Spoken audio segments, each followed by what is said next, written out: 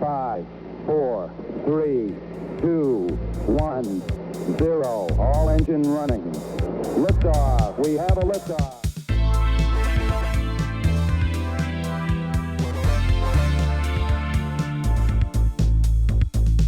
You're listening to Tabletop and Beyond with your host, Justin. But before we get started, how was your Geek Week? And co-hosts Dan and Jason. You have to be willing to let the dice help you tell the story. Okay, look, this year I'm going to stop mispronouncing words. Join us as we cover board games to war games and beyond.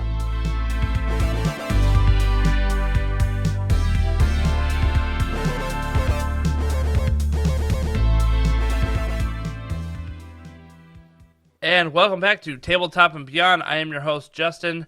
We have a great show for you today. We're excited to welcome Mike Mason from Chaosium. He might be our most accomplished guest that we've actually had on our podcast so far. He is the current creative director for the Call of Cthulhu RPG. He has more than 40 books in the Cthulhu line to his credit, including the core 7th edition books. In a previous life, he worked for Games Workshop on the Warhammer 40k Dark Heresy RPG, as well as the Warhammer Fantasy Roleplay. And of course, he has multiple ENnie awards to his name for his work on all these different RPG systems. And Mike, welcome to the show. Oh, well, thank you very much. It's a pleasure to be here. I'm not kidding when I was going through your bio a little bit and saw that you were very, very accomplished, and we are very happy to have you here to talk about Call of Cthulhu today and some of the great things that you guys are doing with it right now that are coming out, as well as just kind of who you are as an RPG content creator. We're really excited to have you on here. Well, it's very kind of you to say. It's I just enjoy. I've always enjoyed tabletop RPGs, and so nowadays I just get to do it full time, which is kind of, I guess, a dream come true, really.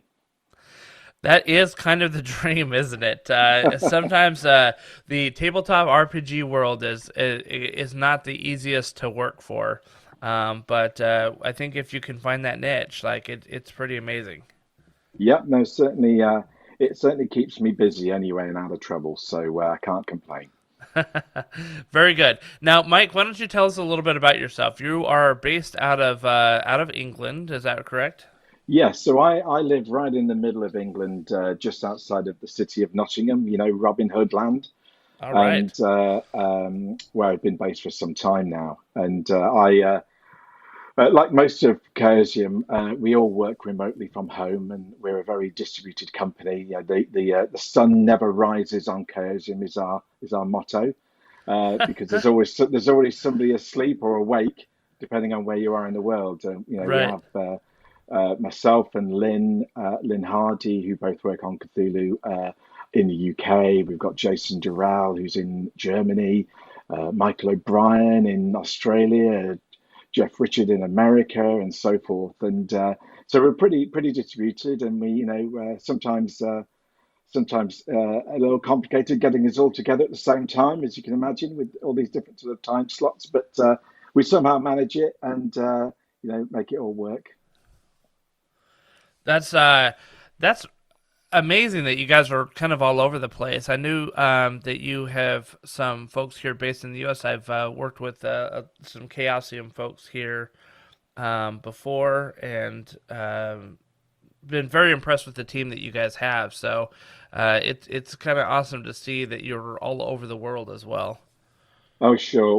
we just it's just take us where you find us, really, in that sense. But yeah. It all kind of hangs together. We're not called the Chaosium for nothing, It's right. Yes, exactly. I mean, it's hard to take over the world if you're not all over the world, right? Well, indeed. Yes, just like Cthulhu's cultists, we are everywhere. Exactly. Very good. Well, we have a tradition here starting with our Geek Week. So we'd love to hear from you. How was your Geek Week, Mike? Well, I guess the two things I would say is, first of all, I've been rereading a novel that I've not read in many, many moons, and it's a novel by Ray Bradbury, and Oh, it's called Something Wicked This Way Comes, that's a great one. which is, as you say, a great classic. And I'm just really enjoying it. I'm actually listening to it on Audible, and it's just a really great reading. The reader is, doing the voices and playing the different characters really well. And it's just really taken me back to my childhood when I first read it. And it just reminded me how great a storyteller Ray Bradbury was. And it's just a shame he's not with us anymore. But his work, stands tall. And if you've not read it, if anyone out there listening has never read any Ray Bradbury or Something Wicked This Way Comes, it's I heartily recommend it. That's one thing I've been doing. I guess the other thing I did the other night was I've been running a Call of Cthulhu game for some friends, and we've actually been running Down Darker Trails, which is our Oh yeah. Wild West kind of late 1800s Call of Cthulhu setting, cowboys and so forth. And they're currently making their way very slowly through one of our published campaigns called Shadows over Stillwater, dealing with the rising dead and strange occurrences and all that kind of thing. And they really they've only just started to get an idea of what's actually going on, and they're now just literally headed into the belly of the beast. And I'm not sure how how much further they're going to get, but we are playing we're playing the kind of Pulp Cthulhu version of the game, so they have slightly tougher characters, and which has been good so far because they may have died already if they hadn't been tough characters. So yeah, we're really enjoying that. That's a good fun, and playing with some old time friends on that. So it's been good to just get together and enjoy a game really. I love the fact that you guys are like, I mean, you write Cthulhu, you do it, but you run it with your friends, right? Like, I think it's easy to be like, oh my gosh, this is work, and I just kind of need to leave it at home, or leave work at work because I do so much, and I'm not going to play it at home. But the fact that you're playing it, I think is awesome. Oh, sure. Yeah. I mean, obviously, I kind of get arm twisted a lot of the time. If I'm up for running a game, most of the time people want me to run Call of Cthulhu, funnily enough. But I do run other games as well. But often friends will say, "Oh, could you run some Cthulhu for us?" So it's hard to say no when as you say, even though I'm working on the game pretty much all the time, it's still good fun to take off the editor's hat and just actually be a keeper again and enjoy that. So yeah. That's awesome. For My Geek Week, I started a seminar. It's called the Storytelling Collective Seminar, and basically it is a 30-day writing seminar on getting a published adventure done for Call of Cthulhu. So I started this like I said, seminar, and it's got modules that pop up every day that kind of get you thinking through, what's your environment like, what are the villains like, what kind of conflicts are you planning to have in there, helping you come up with some ideas. So the idea that I'm fleshing out right now for my adventure that I'm trying to write is, it's funny that you talk about Down Darker Trails, it being, set in kind of the Western cowboy type stuff. My setting is, I'm calling it Bonanza in the Sierras, and it is an adventure that takes place in Virginia City, Nevada, and the miners there that had a big boom in the late 1800s, they dug a little too deep. And and they found some things they probably shouldn't have. Oh, that sounds great.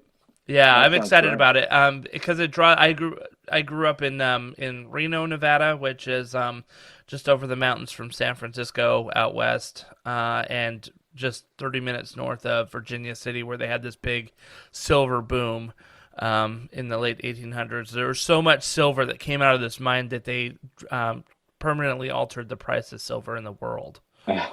from this one mine that they got it from. So a lot of cool history there, that I thought I could draw on for the adventure, and make it a little eldritchy, I guess.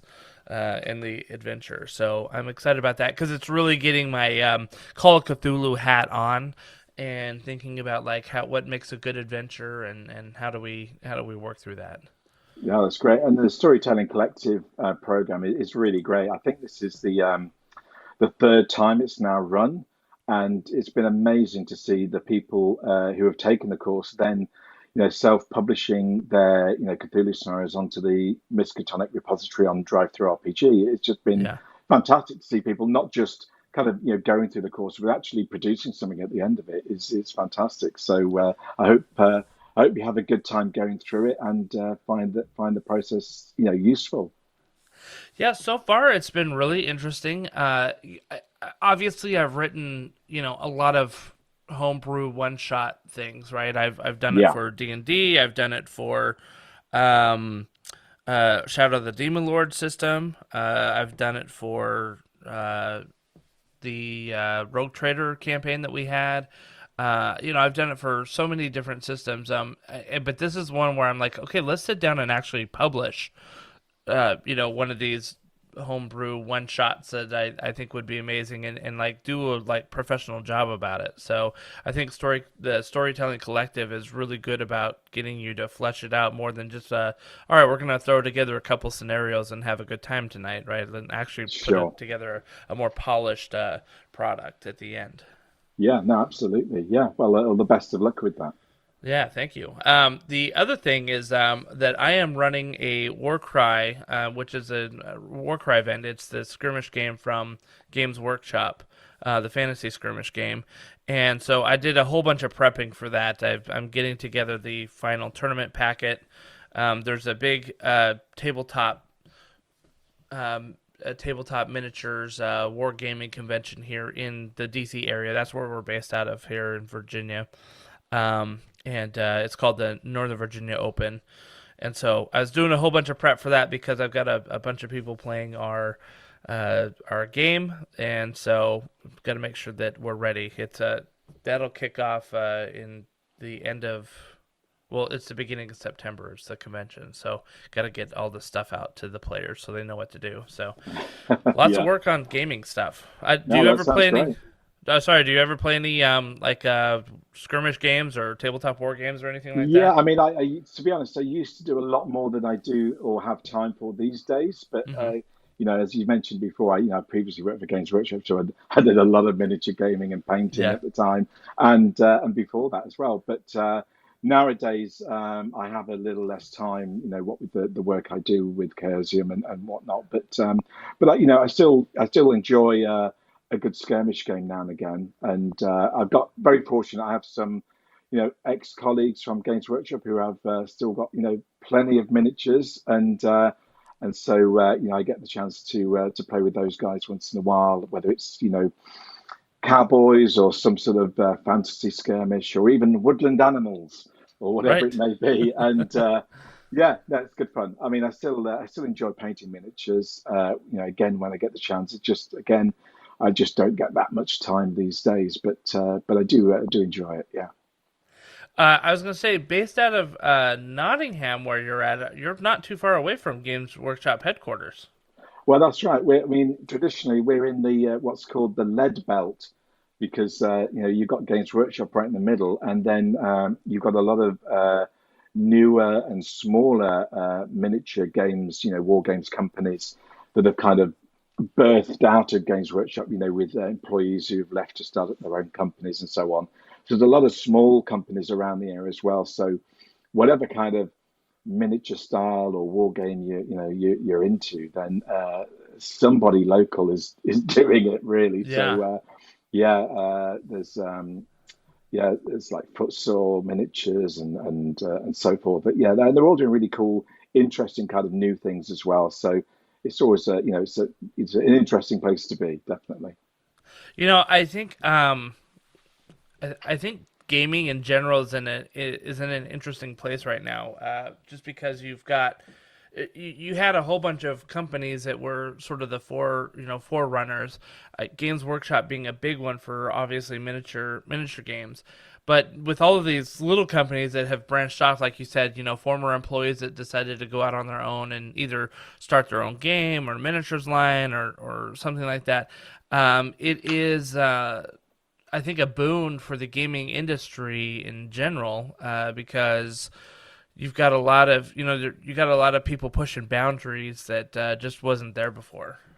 Yeah, and it's just that kind of, you've got a real range of choice as well, whether it's even in just in the kind of selecting miniatures and using a kind of a mishmash of different kind of companies that kind of to build the kind of game or kind of troupe of characters that you want to use, as well as the kind of varied rule sets as well. I mean, the Warlord games and Mantic, and Yeah. there's so many really great companies out there doing really cool and interesting things. So yeah, we kind of sport for choice. It's a kind of a bit of a golden age in that sense, I guess. For sure, for sure.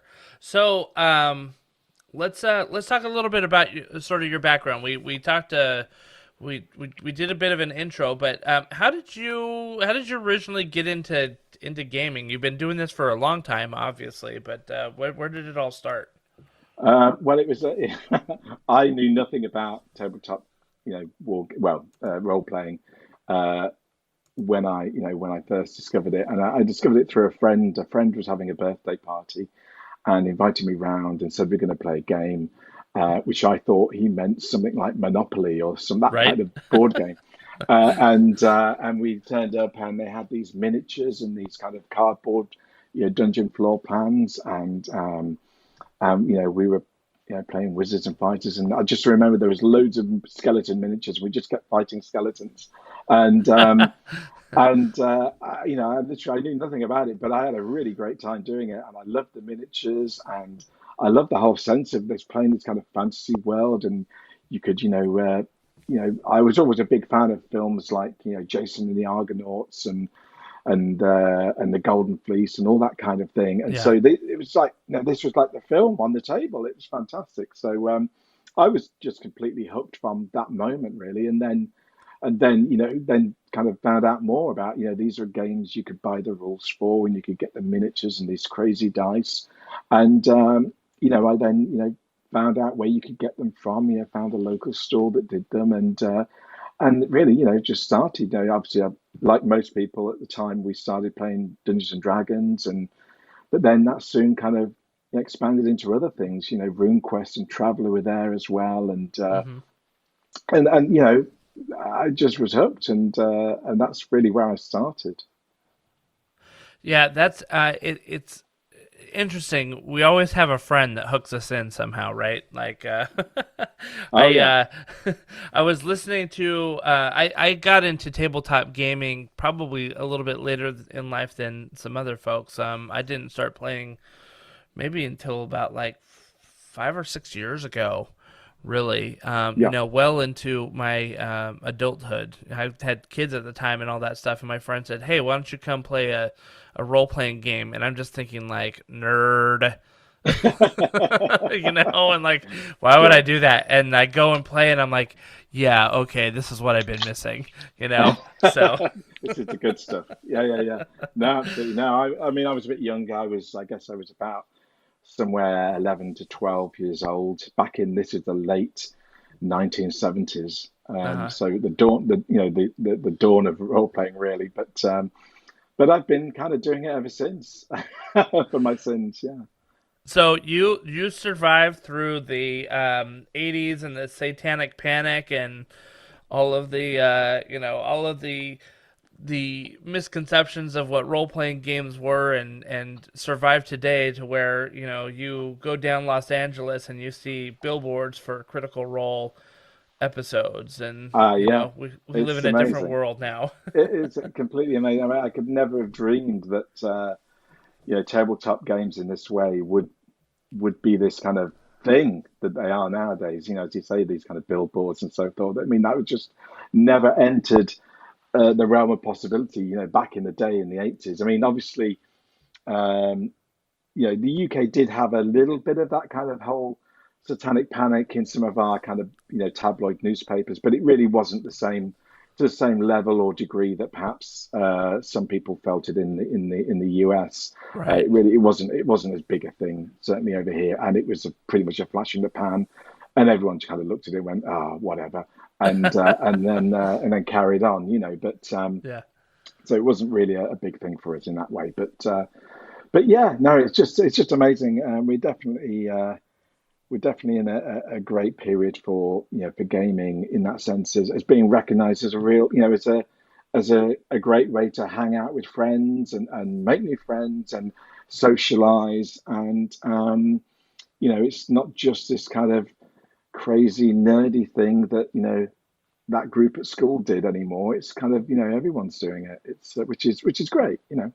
Yeah, absolutely. Now, you obviously have been playing for a while. What pushed you into getting into the storytelling aspect and start writing your own adventures and things like that? Yeah, I mean, like anyone else who was started off playing D&D and those games at the time, we were, all creating dungeons and that, but that's not really designing a plot in the way it Hmm. is. It's literally what you were designing is maps. You were drawing maps and then filling it up with monsters and then letting players walk through them. It's not really the same as a plot in that sense. Right.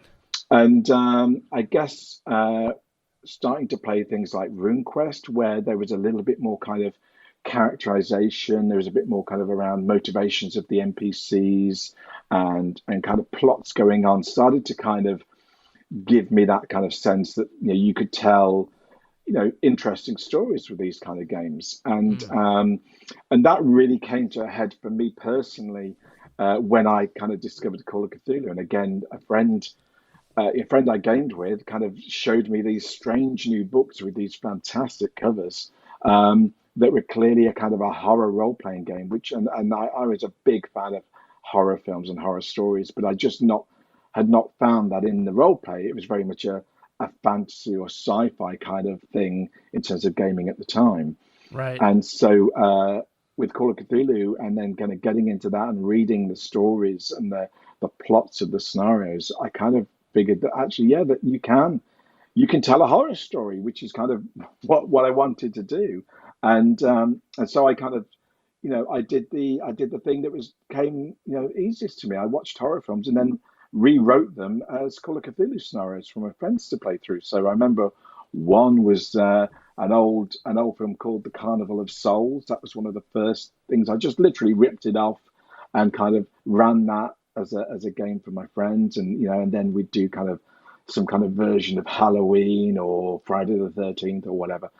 Yeah. But it was pretty clear that actually, as more kind of Call of Cthulhu books came out from Chaosium, that the plots were even better than just ripping off films. They had some really cool new plots, and so it allowed us to engage with the stories that were written up, but through that tell our own story, our own version of the plot, which is what the heart of role playing is, isn't it? It's you have a scenario with a kind of a plot or some sort of storyline, but it's about your interaction with that storyline that kind of creates something new, effectively.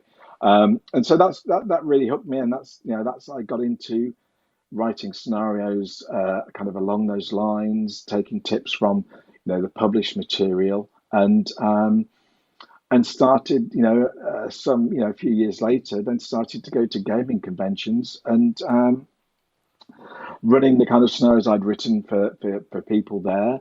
And at the time, while Call of Cthulhu was a well-known game, it wasn't particularly big on the UK convention circuit in terms of the numbers of games being offered. There was always people that wanted to play it, but there really wasn't that many GMs running it at conventions. And so I kind of fell into a niche of being the Call of Cthulhu guy that Oh, people say, nice. "Oh, please come and run more Cthulhu. Could you run more games, please?" And obviously, one person can only run so much over a couple of days at a convention. And so, through play, through various sort of means, I found other keepers and kind of twisted their arm. So why don't you come and run some games with me? And then there's two of us running a game at the show, and then there's three of us, and there's four of us. And so, in due course, I kind of started a kind of a loose organization called the Cult of Keepers, which is basically just a bunch of Call of Cthulhu keepers who would, we'd write scenarios and share them between us, and then all go to the same convention and run all these scenarios and kind of, make it into a kind of a little mini event within the convention. And that worked really well, and it was a really good fun. We, and because you are effectively working with other writers of the scenarios and designing them and kind of collaborating, it was a really great kind of learning experience in terms of what makes a good scenario, what works well as a convention scenario. How much do you need to write? What do you need to include? How do you put a group of pre-generated characters together to really fit well with the scenario you're playing? And so all of those things were kind of lessons we kind of learned as we went through, really, to kind of build better scenarios every year, because obviously we'd run and then people would want us back, and clearly we were doing something that was okay and people were enjoying the game, so they we kept getting asked back to do various Call of Cthulhu games. So yeah, that's kind of how things kind of started to morph into it wasn't a job, but it was a kind of a hobby plus, I guess. We weren't just playing at home, we were actually organizing to run games at conventions, so it became that kind of added bit of work, I guess, which we all liked doing because we just were having so much fun. Yeah. So the question that stuck out to me as you were talking is the Cult of Keepers still a thing? No, it kind of ran its course, and we kind of got to a point where not everyone, people were having different things happen in their lives, like getting married or moving jobs or all that kind of usual life stuff happens. And real life. And so there's only so much you can do. And also, I think also I started to work at Games Workshop at that point, and again my time was diminished in that way because I was working in the industry in that sense, and so my focus kind of pretty much shifted onto GW kind of things, and I kind of just still role played Call of Cthulhu in my own time with my home group kind of thing, and so it kind of fell back to that kind of pattern, and so the kind of Cult of Keepers kind of had run its course by then. So we had talked about early on the fact that our group had played Rogue Trader, which was sort of the spiritual successor of Dark Heresy RPG, the Warhammer 40K RPG, and you had worked on the Warhammer Fantasy RPG as well. What was it like with those two RPGs that you worked on? What was it like translating a tabletop, essentially war game into an RPG? Yeah, sure. I mean, it was certainly an issue we faced when we were putting Dark Heresy together. Less so with Warhammer Fantasy Roleplay, because a lot of the kind of heavy lifting and work had and was being done by the great team at Green Running, who were effectively licensed to produce a lot of the Warhammer Fantasy material for Games Workshop at the time.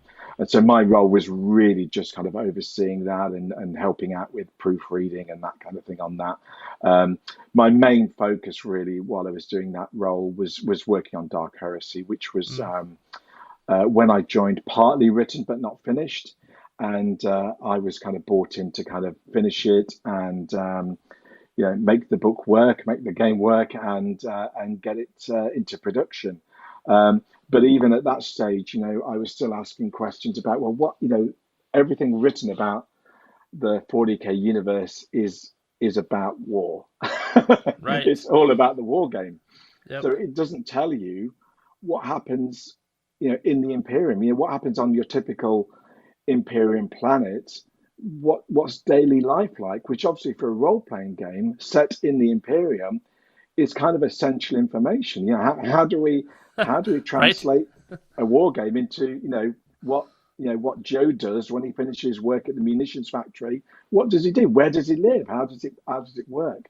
And so we kind of had to kind of think about that, and we fortunate that there was a lot of Black library fiction that kind of touched on some of this, particularly the work of Dan Abnett and the Eisenhorn series, which was, a mirror to the Dark Heresy game, in that it was about an inquisitor, traveling around the Imperium and rooting out heresy and chaos.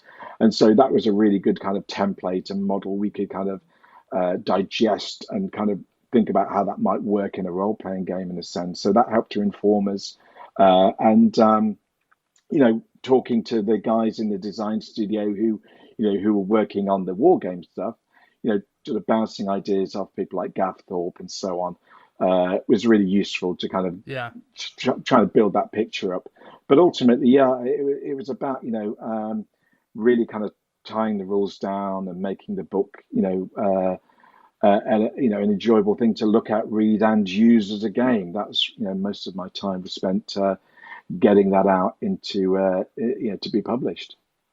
One of the things that I loved when I picked up Call of Cthulhu and started playing it with my friends was how similar it felt to Rogue Trader, right? In terms of the gameplay mechanics and things like that. Obviously, it's not the same game at all, but there was some echoes of familiarity there that really helped me pick up Cthulhu and say, okay, I understand how to run this game with Rogue Trader. Just because sometimes porting from going from a D20 system to a D100 system and different things can be a little challenging if you've never done it before. But we really enjoyed Rogue Trader, and like I said, we didn't play Dark Heresy, but Rogue Trader was essentially the same game, just with a different setting and aspect about it. But it was a lot of fun, and I was pleasantly surprised to see that you had worked on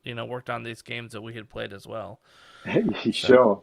Yeah, my name appears in strange places sometimes, but yeah, no, I mean, thematically, the kind of 40k RPG that we worked on, Rogue Trader, that became Dark Heresy that became Rogue Trader. Thematically is very, is a thematically very similar to Call of Cthulhu. It's an investigative type of game.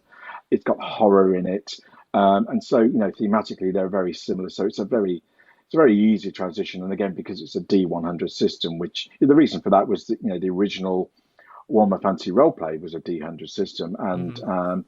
And so there's a lot of,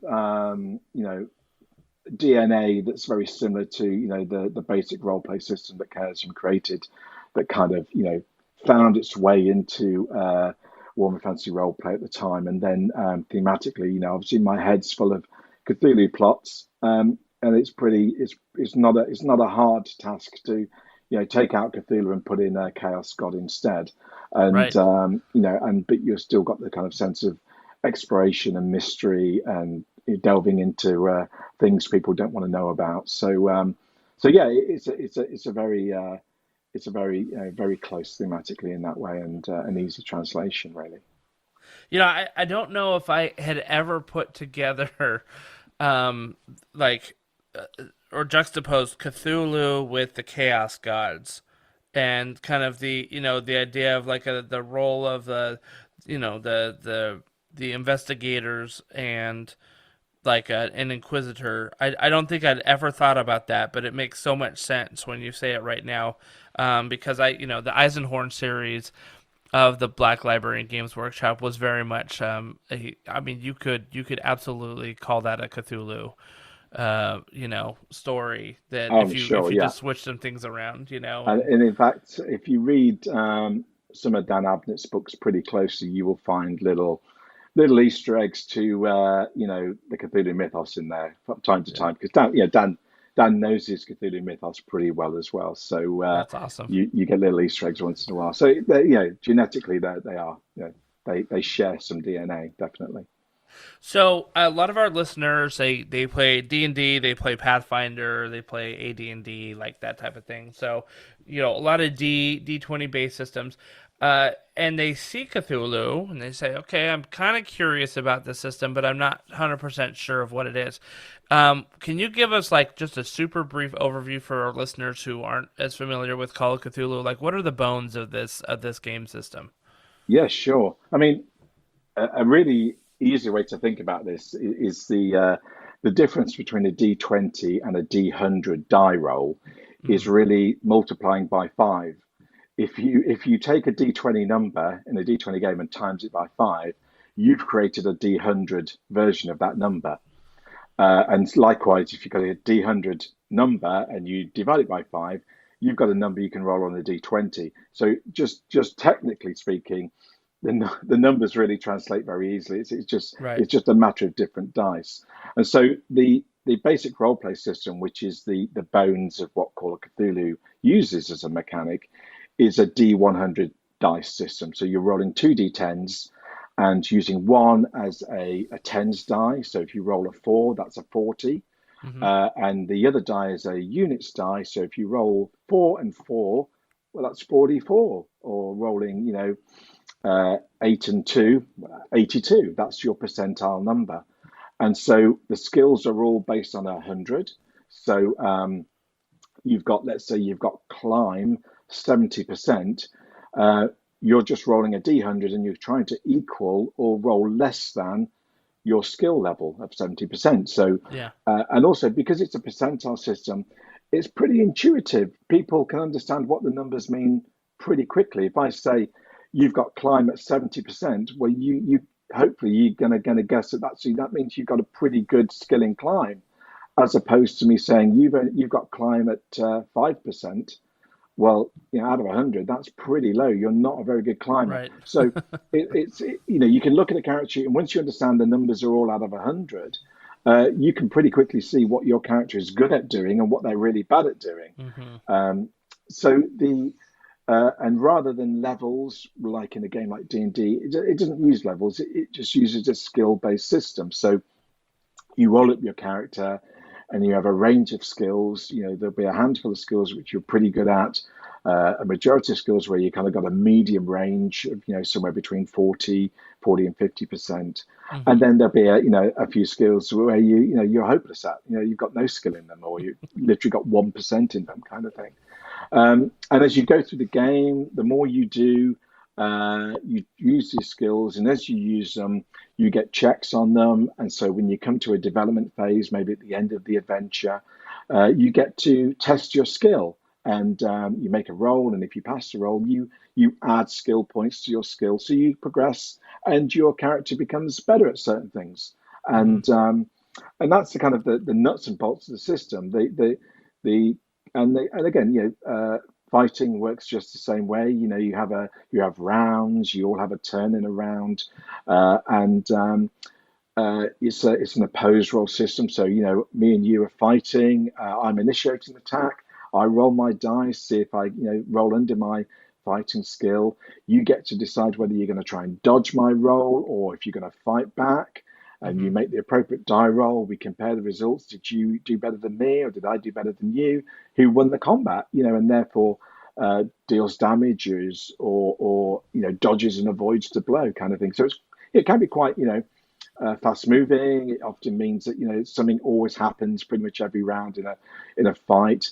And I guess the other thing to say about the Call of Cthulhu version of BRP is that the game is about regular people set in a kind of a mirror of the real world. So just like in the real world, if somebody runs you through with a sword, you're going to be hurt pretty badly, if not die. Or if somebody shoots you, you're probably going to die. And so that's what the game is. Combat's like. You are frail human beings, just like we are in real life, and so combat is deadly. And so, often, again, like in real life, it's better to avoid combat or try and find a way out of it rather than to actually engage in it. So, the game kind of, builds around that. But equally, sometimes, the characters have to fight or they really want to, and, they can get into it. But it does mean that combat shouldn't last, all session. It should be fairly, pretty self-contained, and you get a resolution reasonably quickly as well. And there are there's lots of obviously, layers to this you can add on. You can do combat maneuvers where you're not actually trying to hurt someone, but you're trying to gain some sort of advantage. It could be as simple as kicking sand in someone's eyes so they're at a disadvantage, or Right. grabbing the weapon out of their hand or knocking them over. And the rules kind of, there's very simple rules to kind of do all that kind of thing. And then the key rule for Call of Cthulhu that kind of sets it apart, and also kind of informs the kind of progression of the game, is the Sanity Mechanic, which is a kind of, in D&D speak, would be a kind of mental hit points, just like hit points are a physical monitor of how how well your character is physically. This is kind of the kind of mental health version, because in the Cthulhu mythos, the kind of background to the game, you have these bizarre alien kind of entities that make no sense, that the human mind can't really comprehend, and can't really fit into their worldview of the universe. They exist outside of our worldview, so they make no sense to us, and so we find it hard to kind of codify them, and so it kind of erodes or corrupts our kind of sanity in terms of the characters in the games, and they can do strange things or act out of character because of the kind of interaction with the mythos.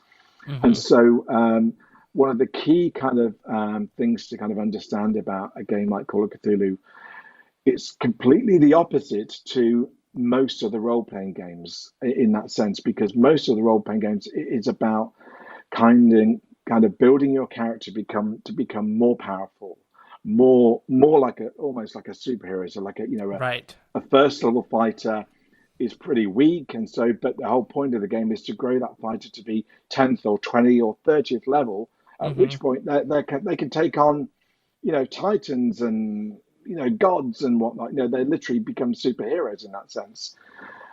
Call of Cthulhu is the reverse of that. You start as an average human being, and through your interaction with the mythos, you kind of weaken yourself. It affects you, because remember, it's a horror game. It isn't about becoming a superhero.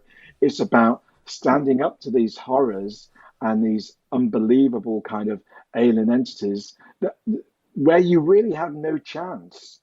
So the heart of the game is the story you tell in why and how you do stand up to these things, and how your small victories are help to save mankind and humanity for another day or another year or another 10 years before the mythos finally comes and gobbles us all up, kind of thing. And so it's a very heroic struggle, because we're dealing with characters who don't have a lot.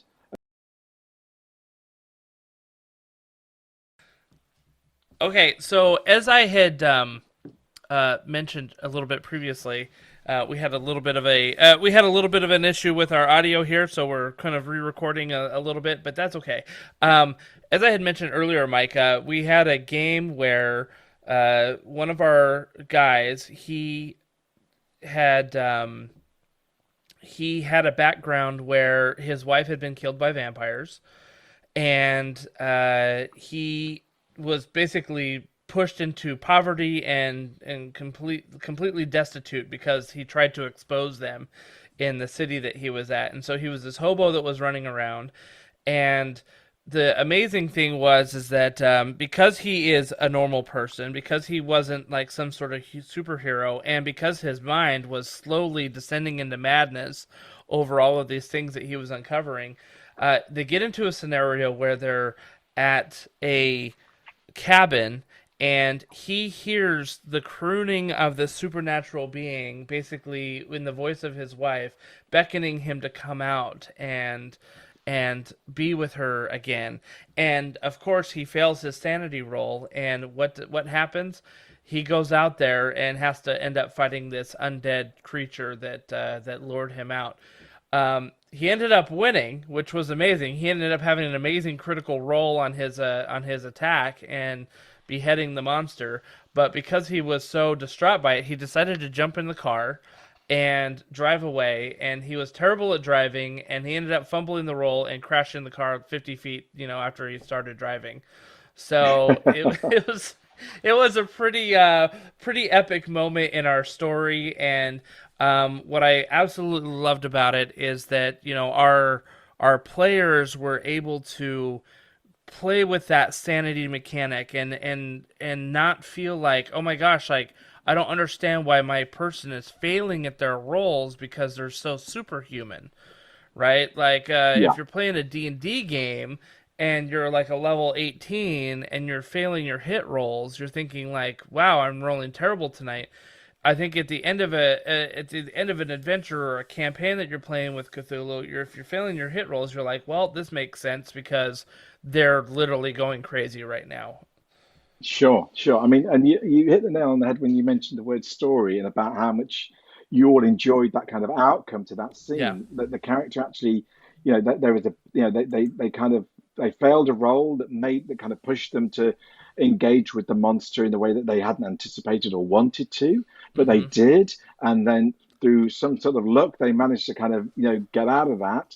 But then ultimately, the character kind of was killed or went insane or whatever it is. But it was a fun experience because it made sense to the story you were telling, and story is the heart of Call of Cthulhu. It's about telling the story of that particular game and understanding how we got to those outcomes. And in a good Call of Cthulhu game, the outcomes are pretty much based on the choices that the players are making. It's not what's being imposed on them by the GM or keeper. It's right. about the choices and the consequences, and that's what makes Call of Cthulhu a really interesting and fun game in that sense. Is because there are consequences to the way you as how you play your character and the roles you make. It isn't just plain sailing all the while. You've got to deal with difficult things, and the difficult thing at the very simplest form is that you make a bad dice roll, and so what the consequences of that will affect what happens next. And so the story turns in a different direction or an unexpected way. So how do you deal with that now? And so Right. it's a real kind of interesting kind of dynamic, and it does mean that characters go out of the game because they fall completely insane and are unable to kind of do anything else, or the character dies because the vampire rips out their throat or whatever it may be. Right. But the player, how did I get here? How did I end up like this? But it all makes sense in the context of the story that they've told, and they feel satisfied at the end. And actually, yeah, that was a great story for that character. It ended in a really appropriate way that I can get behind and kind of enjoy that because of that. It didn't happen because there was no reason. It didn't purely happen because of one bad dice roll. I can see how the story got to this point, and so it's satisfying. And so, just like in a horror film, characters die, but there's a reason why they die. Hmm. And so in Call of Cthulhu, it's about understanding that story and getting the most out of it, whether your character dies or not. Get it if your character survives. It's a story of how did they do that? How did they get out of this? How did they manage to win the day in that sense? Is just as important as a story as the characters that kind of fell on the way. Um, and and you know part of the game, the mechanics behind the game, kind of try to help people in terms of, if you lose a character in the game, who do you start playing next? Hmm. Which can, sometimes be a problem with games like Call of Cthulhu, where character death is a little bit more, possible. And so, within the mechanics and the guidance for the game, there are things like investigator organizations Hmm. that so if you imagine like maybe a family of monster hunters or a government agency or some sort of supernatural detective agency are all working together, of which the characters in play are just one part of that organization. So if your character kind of leaves the game for whatever reason, there's an instant kind of replacement character you can bring in, somebody different, but who's a part of the organization, who understands what's going on and can be up to speed very quickly and join the game. And so you're not left kind of hanging, thinking, "Well, how do I introduce a new character into this?" And so that's one way that we do it.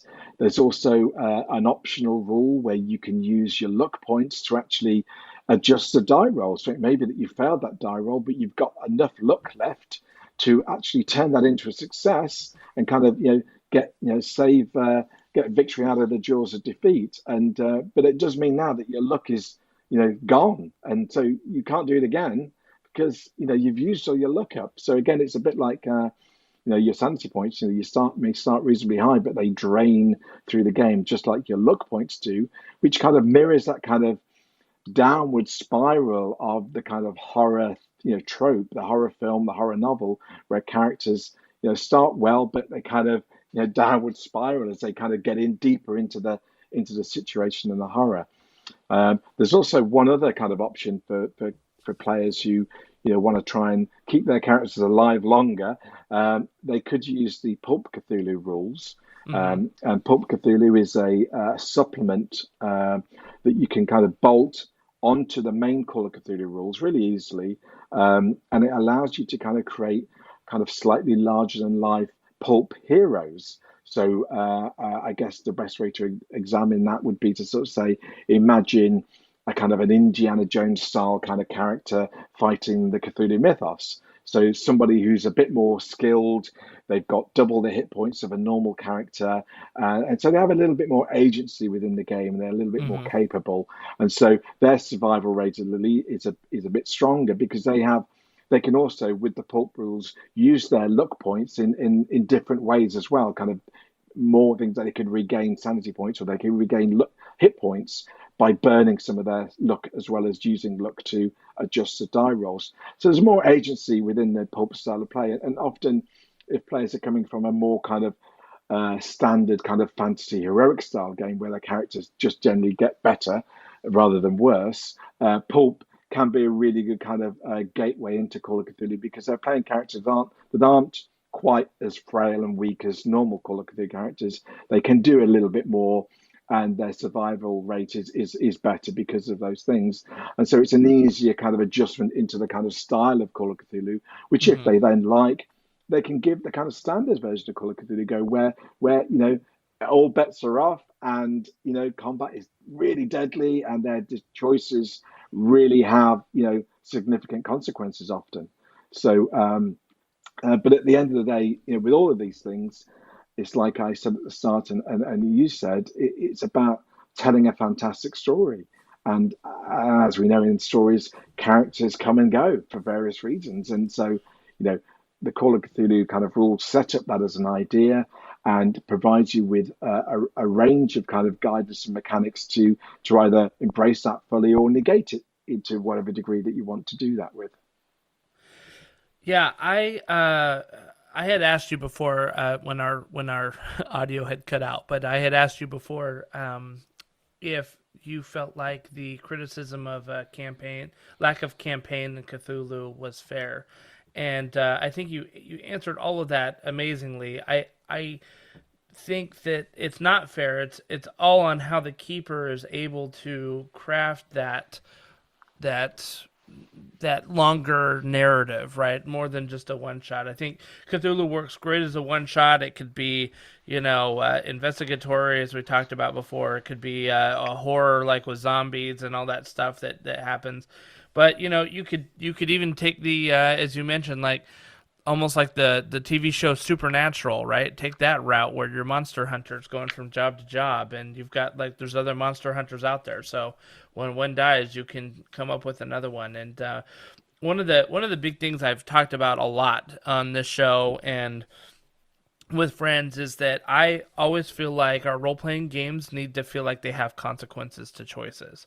And some of the because when games have consequences to choices, the choices feel more real, and the play ends up being more engaging, in my opinion.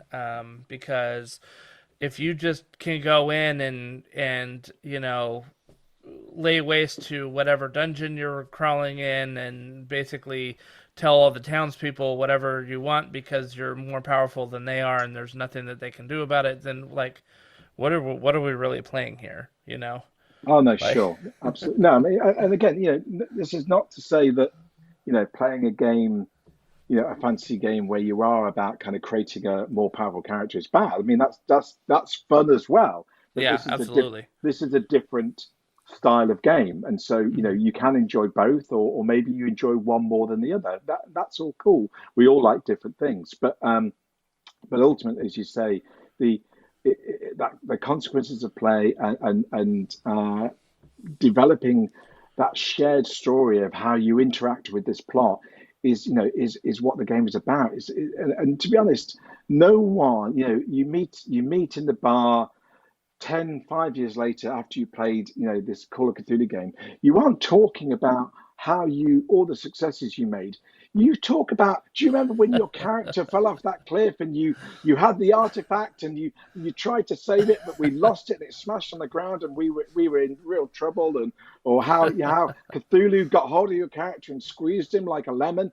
That's what you talk about. You talk about the great death scenes. You talk about the fun, and you talk about the things you didn't expect would happen, but are the things that stay with you forever.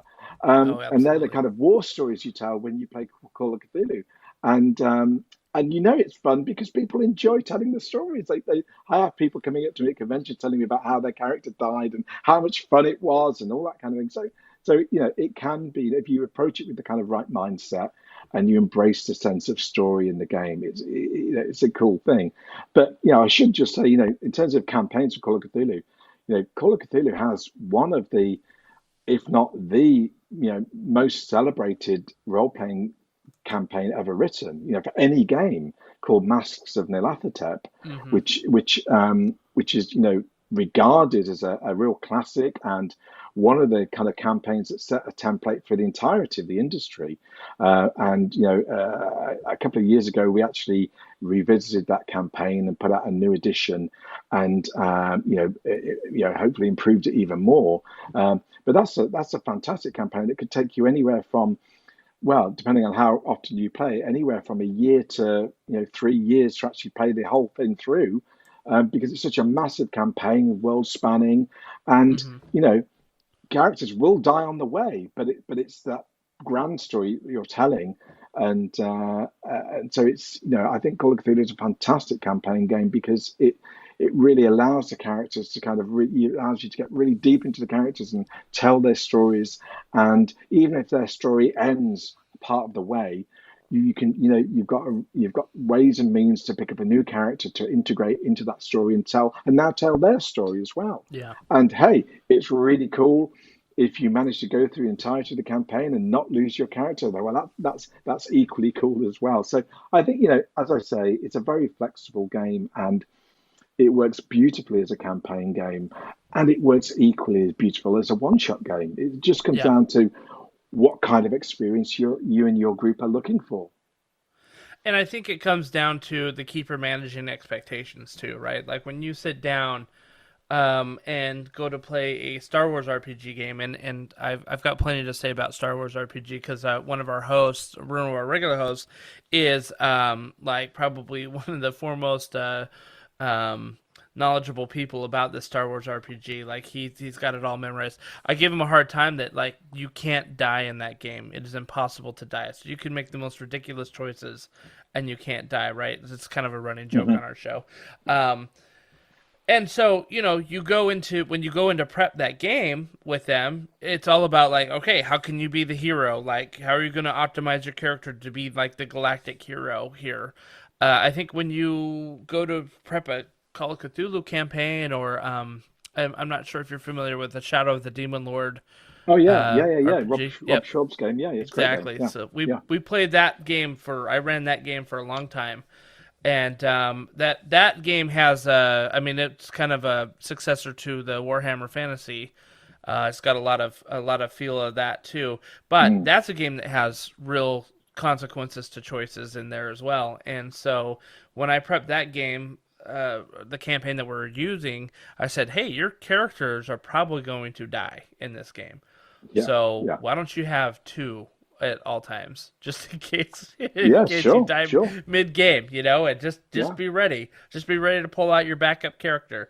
And having gone into the campaign that way, our characters were obviously like sad when their character died, but it wasn't the end of the world either, right? Like No, absolutely. they knew that they would go out in a blaze of glory, and we'd start another story. And that to me is a lot of fun about playing games like this, is that you get to tell that character's story, and if it's done before the end of the campaign, well, you get to tell another character's story, which can be just as fun, if not more. Oh, absolutely, absolutely, and yeah, and there's no reason why, in Call of Cthulhu, if you're playing a campaign, that you have an A and a B team in some ways, and Yeah. that's what these investigator organizations that I mentioned are all about in that sense. It also allows you to kind of cut between different groups. You could have your main play group, and it may be you need someone with expertise to go and break in somewhere, and your characters are all professors and librarians who aren't really good at that kind of thing. Well, maybe you use the B team, and actually for that session you actually swap your characters, and you'll play these kind of more shady characters who undertake the break-in on behalf of the other group, and so there's lots of ways you can make the story multi-layered in that way.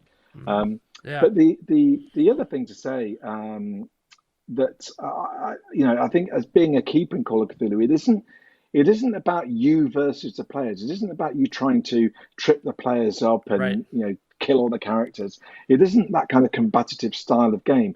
It's about a collaborative approach. Yes, you are playing, nasty monsters and villains that want to, kill or harm the player characters. Hmm. But I'm not saying you pull your dice rolls in that sense, but you are collaborating on the story. And again, just as like the players have got to understand and realize their consequences to their choices, the keeper's got to do that as well, and understand how to, what if I do this now, will it prematurely end the game because I kind of went in too strong? Should I kind of Right. balance it a little bit more? I don't know. You have those choices to make as a keeper to help shape the story as well. So, as I say, it's a shared kind of experience in that way. That's a fantastic point. That's a great point, that the keeper's got as much responsibility of the choices that they make for the game as the players. So I think that's great. One of the things that just came out last week, I believe, was the 40th anniversary of the starter set. It's the 40th anniversary edition of the starter set for Call of Cthulhu. And I'm going to be honest with you, this is one of my favorite starter sets of any RPG I have ever played. It is amazing. Well, that's very kind of you.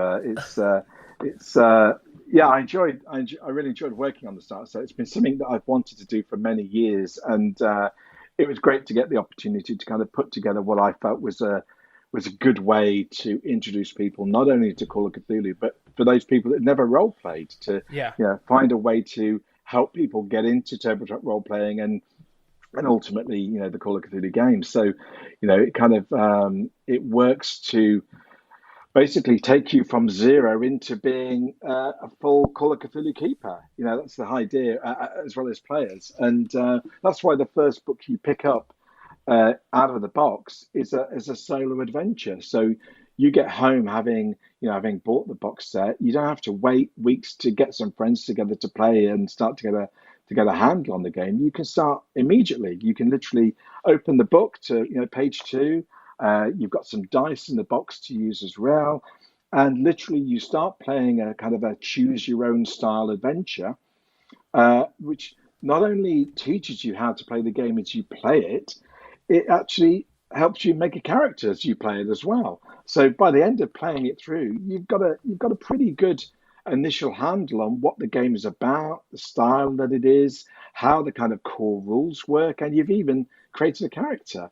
So which I felt was kind of really essential, that I wanted people to kind of be able to just enjoy the game literally from the moment they get it, rather than have to, like traditionally with role plays, you've got to read this book and then you've got to kind of figure out the rules and get your friends together and then teach them the rules. No, you could just start playing it straight away. And once you've done it, then you've got a friend who you want to introduce to, give them book 1 and get them to play the adventure 2. So by the time you get together, everyone's got a kind of at least a baseline of idea of what the game is about, and that they know how to make a percentage roll, and they know what a skill is, and so it just kind of launches you straight in a really easy and quick way.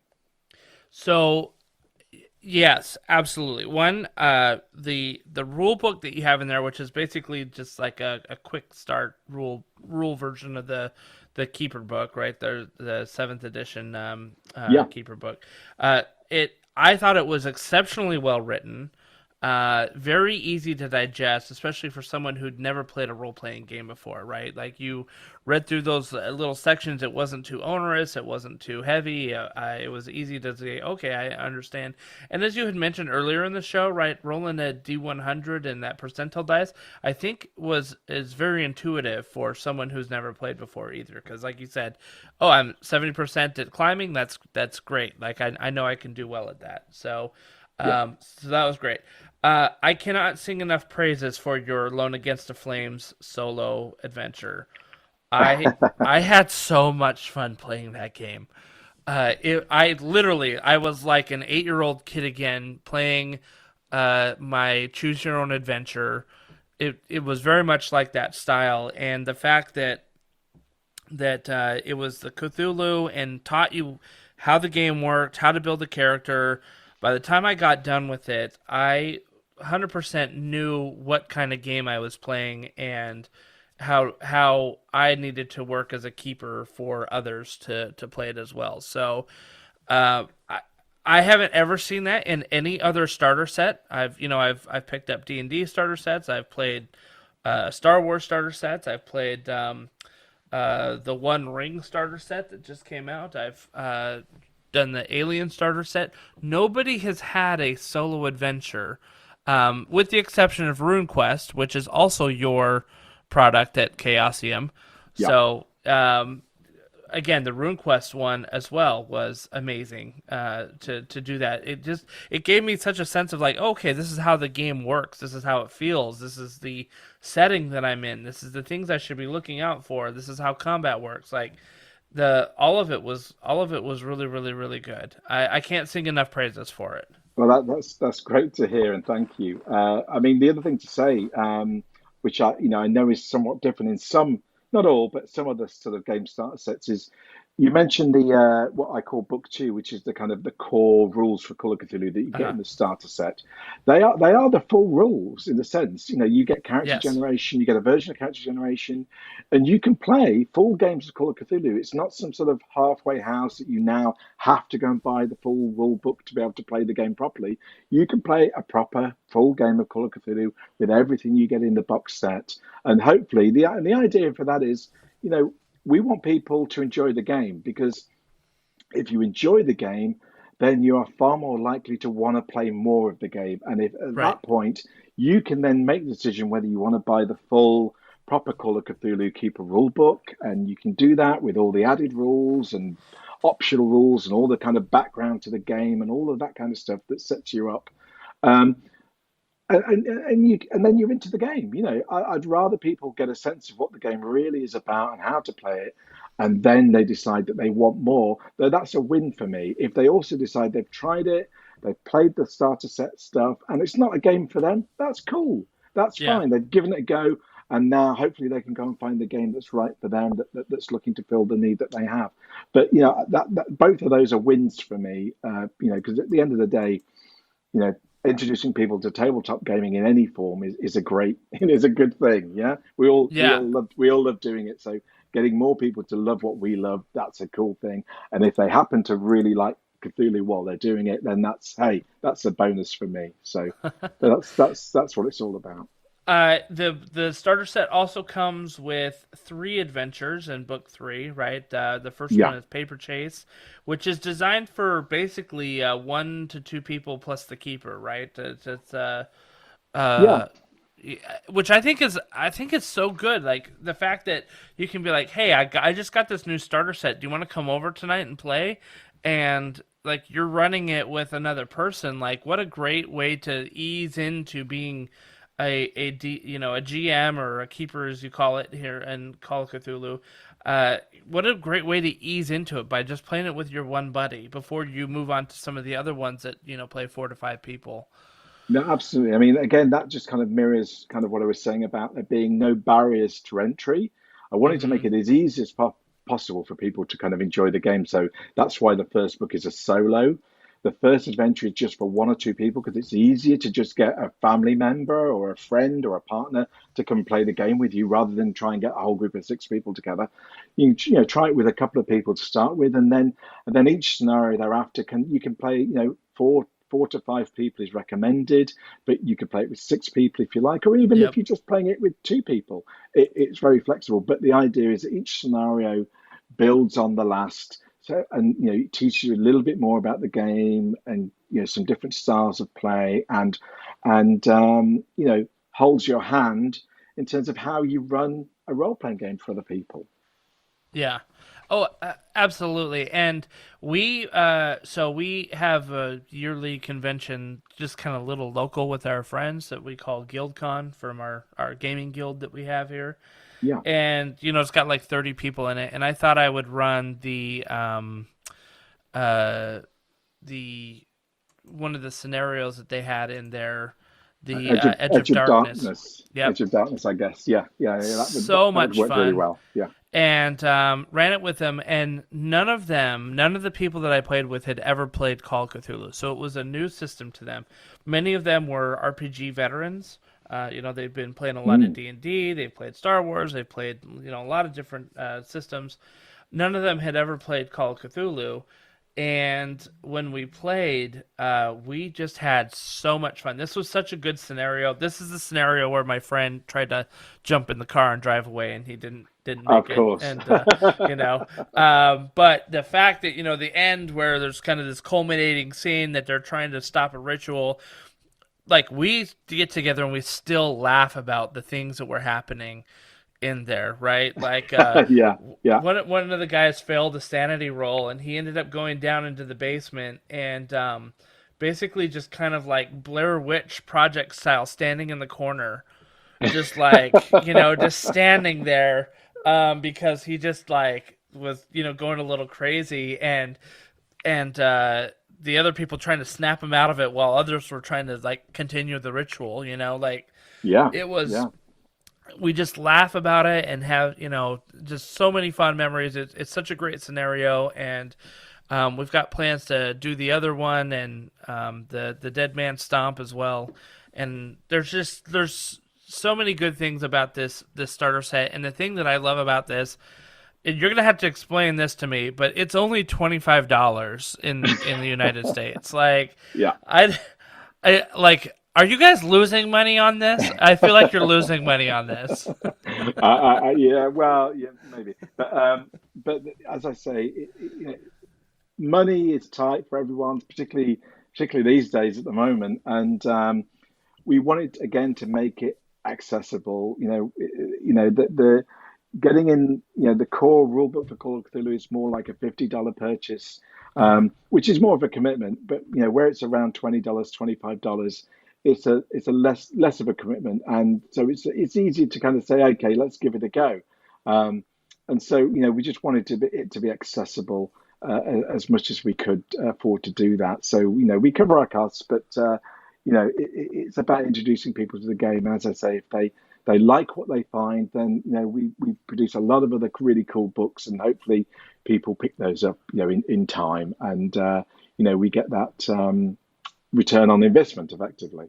So yeah, I mean, look, that the handouts in there are top notch. You get a set of RPG dice in there with you. The pre-gens, Dr. Nevada Jones is fantastic. You know, he's my favorite. So one, obviously the nod to Indiana Jones, but two, being from Nevada myself, like, there you go. You see, you know, he had I had to have somebody play Nevada Jones. So, but yeah, this starter set's amazing. Like, you can't find a lot of other starter sets. I think D&D's might be in the $20 to $30 price range, but if you go look at Aliens or the One Ring or some of these other ones that are out, like, they're all around $50. So the fact that you get this fully fleshed out Call of Cthulhu starter set that has the solo adventure, that has 3 other adventures. I mean, that's 4 adventures right there. Yeah.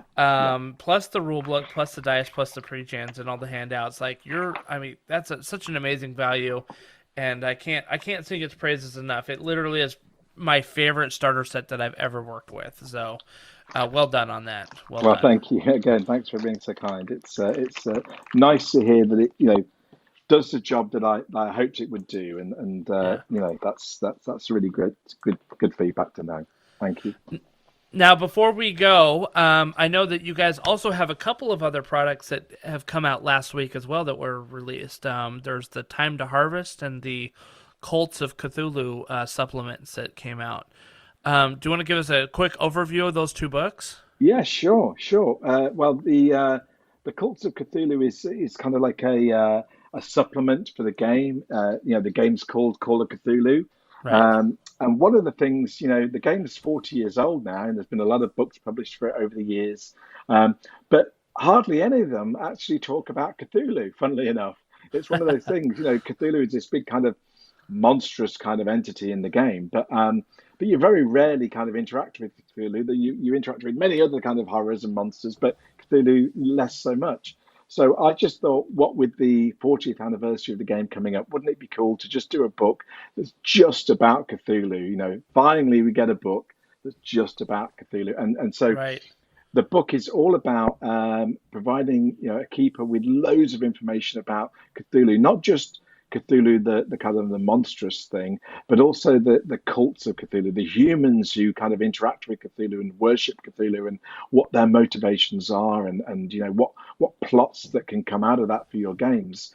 And so we kind of present a range of different kind of cults of Cthulhu that you can use kind of straight out of the book. But there's also a chapter on how you could design your own kind of cult that would meet the requirements for the game that you want to play. And that information, while it's focused on Cthulhu, you could easily apply it to any other kind of alien gods that are in the game's background. So it's a very flexible system.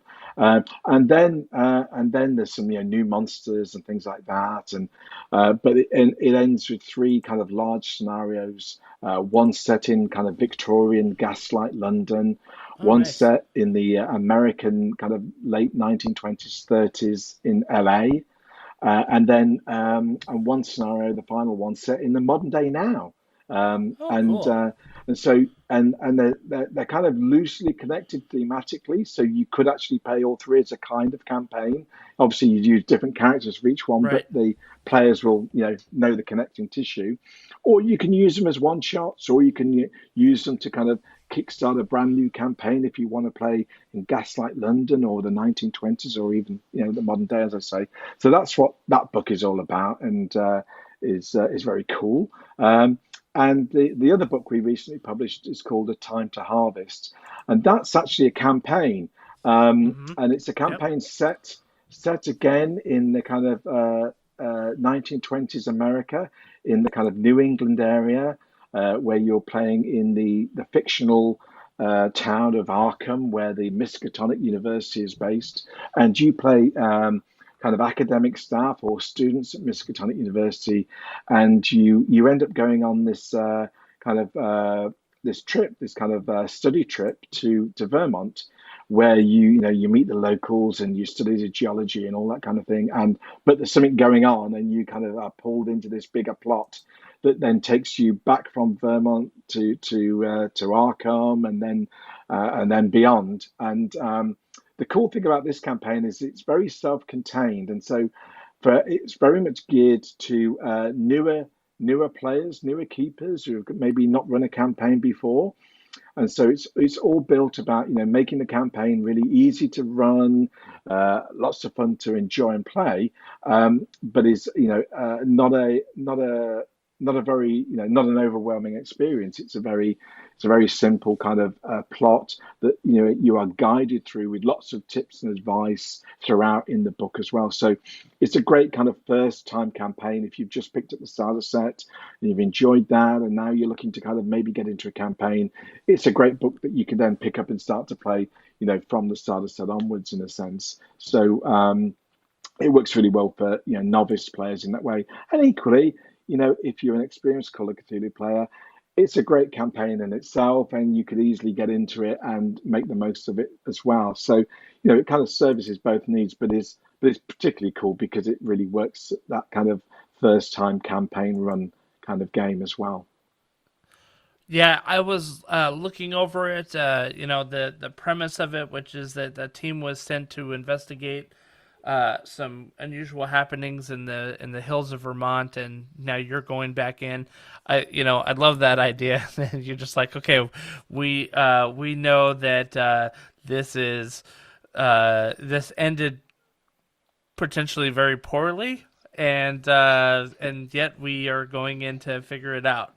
And I think that's amazing, right? Like, what a great start of a campaign. Like, you already know, like, it may not go well.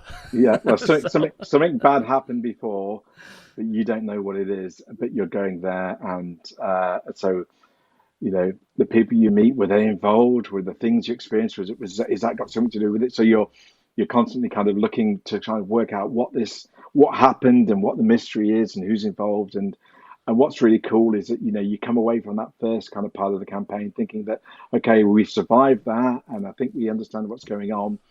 And you find that it kind of follows you back to university, and that no, we're not safe. Whatever we did back there, there's consequences. It's followed us back to university, and is now happening here as well. So that's really cool. yeah, and some of the things that I like about this, by the way, is that you guys do offer the PDF copy when you get the physical copy of the book. Yeah, Which so yeah, is great. if you buy it direct from chaosium.com, if you buy the physical copy, yeah, you always get the PDF for free. And if you buy it from your local game store and they're part of the Bits and Mortar scheme, then that happens as well. If you just make sure that your local store is a member of Bits and Mortar, it's free for them to sign up to as a store. And it just means that not only Call of Cthulhu, but many other games as well, if they sell the the physical product, they can provide the PDF to you as well. So it's worth checking out your local game store as a member of Bits and Mortar in that way. Yeah, looks great. You guys offer so much value for the products that you have, and that's one of the reasons I really like your work at Chaosium, and especially with the Call of Cthulhu. So, Mike, thank you so much for coming on our show. We really appreciate you spending some time with us and going over, Call of Cthulhu, going over your background. Do you happen to come to Gen Con ever? I do. I won't be this year, but I more than likely will be there next year in 2023. Okay. But yeah, normally most years I'm around the Chaosium booth at Gen Con, or doing a panel or running a game or whatever. So please, if you pass by, and always happy to meet players and want to chat about the game and so forth. So yeah, please look me up. Yeah. For sure, we will be there this year, and I'm assuming there still will be a Chaosium booth, even though you. Oh yeah, there'll be a Chaosium booth, and my colleagues will be there, and there'll be plenty of things happening, and some, as usual, some cool stuff on our booth. So yeah, do check it out. Fantastic, and we plan to. But anyway, thank you so much again, Mike, for coming on the show and spending some time with us. We know you're a busy guy, always writing your RPGs, and so we're happy that you came on to talk about them with us. Well, thank you, and thanks again. It's been a pleasure, and always nice talking about this kind of stuff. So happy to do it, and thanks so much again. All right, thank you very much. Have a good night, everybody.